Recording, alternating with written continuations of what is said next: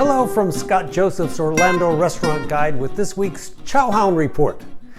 This week I reviewed Mesa 21, a new Mexican restaurant. I mean, it's a Mexican restaurant and it's new, not a New Mexican restaurant. Anyway, it's technically a second location for a Claremont restaurant.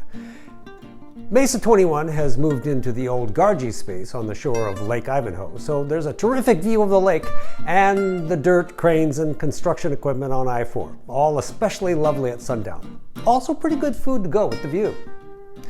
I also stopped in at Cheddar's, the place that claims to make 97% of its menu from scratch. I learned there are different levels of scratch.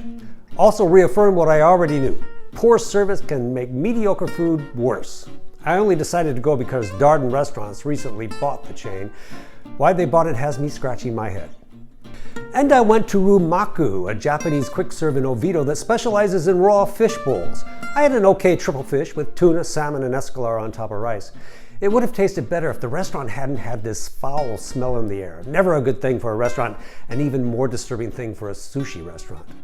We learned that Tim Keating, who left Flying Fish Cafe when it closed for renovations last year, has been named Director of Culinary Operations for Boulevard Restaurants and is serving currently as chef of the company's Urban Courant restaurant on Restaurant Row.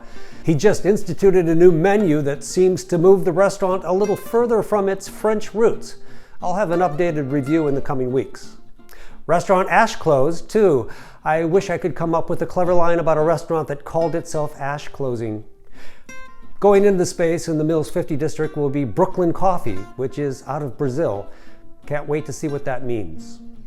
Also this week I presented Food Steward Award plaques to the Whiskey for winning the Gold Award for Best Burger, Nagoya Sushi for the Platinum Award for Best Sushi, and the Gold Level Sushi Award to nearby neighbor Dragonfly. Don't forget that voting polls are currently open for Best Craft Tacos and Best Brunch. Head on over and place your votes. Ciao.